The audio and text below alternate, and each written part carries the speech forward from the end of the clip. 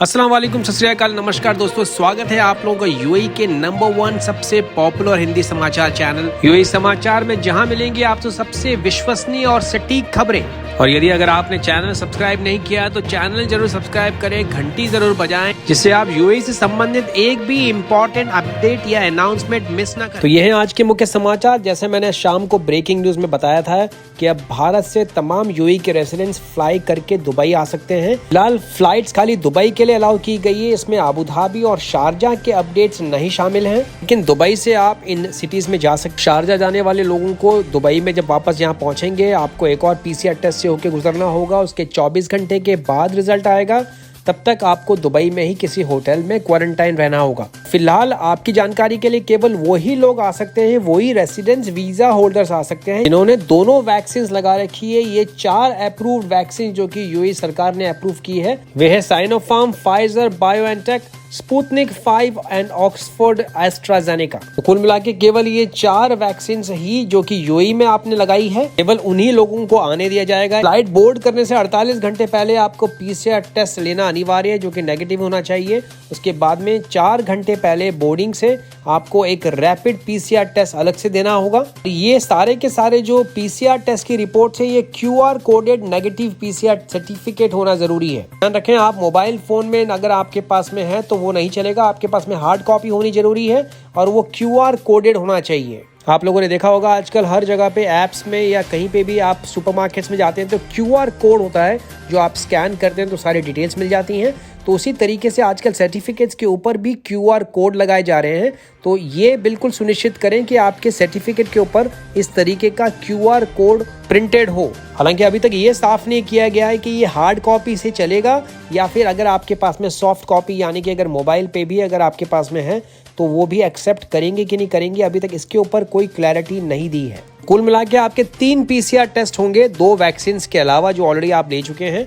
पहला 48 घंटे के अंदर, उसके अलावा 4 घंटे फ्लाइट बोर्डिंग से पहले, उसके बाद दुबई पहुंचने के बाद में एयरपोर्ट पे एक तीसरा पीसीआर टेस्ट भी लिया जाएगा। जुमेरा बीच पे तकरीबन 16 किलोमीटर लंबा साइकिलिंग ट्रैक बनाने का आदेश दिया है शेख हमदान बिन मोहम्मद बिन राशिद अल मक्तूम, जो कि दुबई के युवराज होने के साथ साथ दुबई के एग्जीक्यूटिव काउंसिल के चेयरमैन भी हैं। ये नया साइकिलिंग ट्रैक जोड़ेगा existing Jumeirah street cycling track है, जो कि बिल्कुल दुबई वाटर कैनाल के साथ साथ चलता है और यहाँ से लेकर किंग सलमान बिन अब्दुल अजीज अल साउद स्ट्रीट, जो कि दुबई इंटरनेट सिटी के वहाँ पे लोकेटेड है, वहाँ तक ही कनेक्ट करेगा। आने वाले समय में दुबई 276 किलोमीटर लंबी डेडिकेटेड साइकिलिंग ट्रैक जोड़ने जा रहा है पूरे दुबई अमीरात में, जो कि कुल मिला के आने वाले 2026 में 739 किलोमीटर की लंबी पूरी ट्रैक होगी। जानकारी दी शेख हमदान बिन मोहम्मद बिन राशिद अल मक्तूम ने एक ट्वीट के जरिए, जिसमें उन्होंने कहा कि हम पूरे के पूरे समाज को, पूरी सोसाइटी को एक बहुत ही तंदुरुस्त और हेल्दी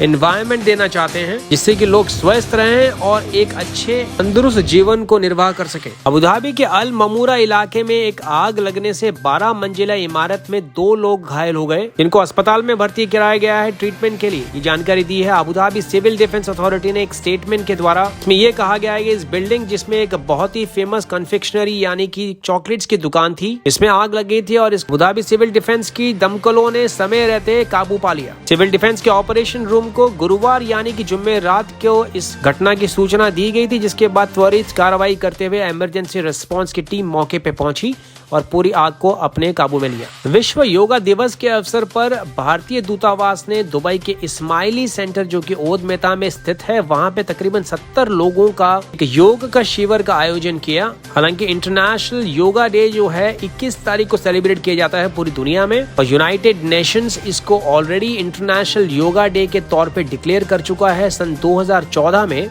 इसी के उपलक्ष्य में ये पूरा आयोजन किया गया। भारतीय दूतावास की तरफ से ये जानकारी दी डॉक्टर अमन पुरी, जो कि भारतीय कौंसल जनरल हैं दुबई स्थित ऑफिस में। दुबई शूटिंग क्लब की सदस्य आयशा अल मुहारी ने टोक्यो 2020 पैरा ओलंपिक खेलों के लिए क्वालिफाई करने वाली पीपल ऑफ डिटर्मिनेशन से पहली एमिराती एथलीट बनकर इतिहास रच दिया है। पेरू देश के लीमा शहर में विश्व कप शूटिंग चैंपियनशिप में भाग लेने के दौरान अल मुहारी ने 828.6 पॉइंट्स का नया रिकॉर्ड बनाया। उन्होंने अपनी जीत को यूएई के नेतृत्व और लोगों के साथ हर अमीराती महिला को समर्पित किया। इसके अलावा अपनी सफलता के लिए अनुकूल माहौल बनाने के लिए दुबई शूटिंग क्लब को भी धन्यवाद दिया। दोस्तों, आपकी जानकारी के लिए यूएई पूरी दुनिया में इकलौता ऐसा देश है जहाँ पे हैंडीकैप यानी विकलांग शब्द का इस्तेमाल नहीं किया जाता है। इसकी जगह पे शब्द का इस्तेमाल किया जाता है पीपल ऑफ डिटर्मिनेशन, यानी लोग जो कि आत्मविश्वास से भरपूर है। तो जब से भारत से यूएई की फ्लाइट्स की अपडेट्स आए हैं कि रेसिडेंट वीजा होल्डर्स जो है वो ट्रैवल कर सकते हैं, मेरे पास में बहुत सारे मैसेजेस आए हैं जिसमें काफ़ी सारे लोग जो कि एम्प्लॉयमेंट वीज़ा होल्डर्स हैं या वो लोग जिनको वैक्सीन नहीं लगी है, उनके काफ़ी सारे क्वेश्चंस हैं कि वो कैसे आ सकते हैं।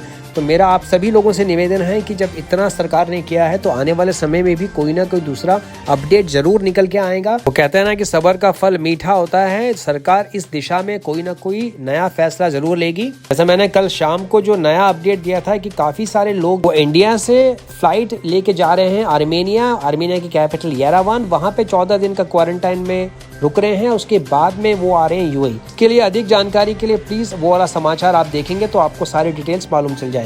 काफी सारे लोग ऐसे भी हैं जिनके पास में एम्प्लॉयमेंट वीजा है। अब ध्यान रखें, फिलहाल एम्प्लॉयमेंट वीजा के लिए भी स्वीकृति नहीं दी गई, यानी उनको अलाउ नहीं किया गया है। आने वाले समय में उसके लिए भी कोई ना कोई अपडेट जरूर आएगा। दोस्तों, जैसा मैंने कल वाली न्यूज में बताया था कि अल हुस्न ऐप बिल्कुल काम करना उसने बंद कर दिया था। एक साथ इतना बड़ा लोड जो उसके ऊपर आया, बिकॉज काफी सारे लोगों ने उसको एक साथ डाउनलोड किया और उसको एक्सेस करने की कोशिश की, तो वो पूरा का पूरा ऐप एक साथ क्रैश हो गया था।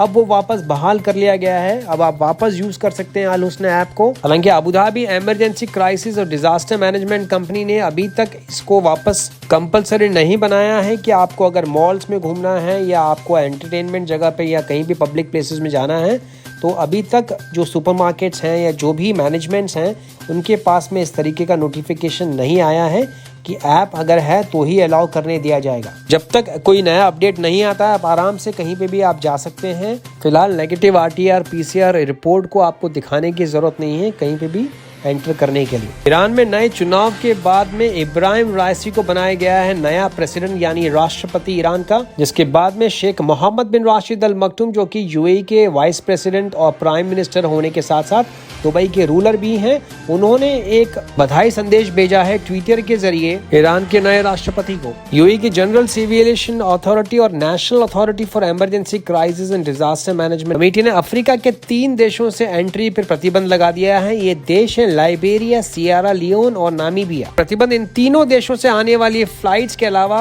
इन देशों के ट्रांजिट पैसेंजर्स पे भी लागू होगा और ये जून 21 तारीख से शुरू हो जाएगा। हालांकि यूएई से इन तीनों देशों के लिए यात्री जा सकते हैं लेकिन वहां से वापस नहीं आ पाएंगे। खाड़ी के पड़ोसी देश कुवैत ने भी अब इंस्टीट्यूशनल क्वारंटाइन शुरू कर दिया है उन तमाम प्रवासी माइग्रेंट वर्कफोर्स यानी कि फॉरेन डोमेस्टिक वर्कर्स के लिए जिन्होंने किसी भी किस्म का कोई भी वैक्सीनेशन नहीं लगाया हुआ है। और मतलब है कि कुवैत ने भी कुछ दिन पहले अनाउंस किया था कि अगस्त 1 तारीख से वो तमाम लोग कुवैत लौट सकेंगे क्योंकि रेसिडेंस वीजा होल्डर्स हैं और जिन्होंने 2 वैक्सीन लगा चुके हैं। उसी दिशा में नया अपडेट आया है कि अगर डोमेस्टिक वर्कर्स यानी कि रेसिडेंट वीजा होल्डर्स ने वैक्सीन नहीं लगाया है तो उनको 14 दिन की इंस्टीट्यूशनल क्वारंटाइन में रखा जाएगा, यानी कि सरकार की तरफ से जो फैसिलिटीज बनाई जाएगी वहां पे इनको रहना होगा। और फ्लाइट बोर्डिंग से पहले 72 घंटे के अंदर अंदर उनका कोविड-19 का पीसीआर टेस्ट होना जरूरी है। ये थे अब तक के मुख्य समाचार। अगर आपने चैनल सब्सक्राइब नहीं किया है दोस्तों तो चैनल जरूर सब्सक्राइब करें जिससे आप रहें बिल्कुल अपडेटेड यूएई में होने वाले तमाम इंपॉर्टेंट समाचारों से। तो मैं विजय चौधरी लेता हूं आपसे इजाजत। मैं मिलूंगा कल नए ताजा समाचारों के साथ। तब तक रखें अपना ख्याल। सत श्री अकाल, मां सलामा, शबा खैर, नमस्कार।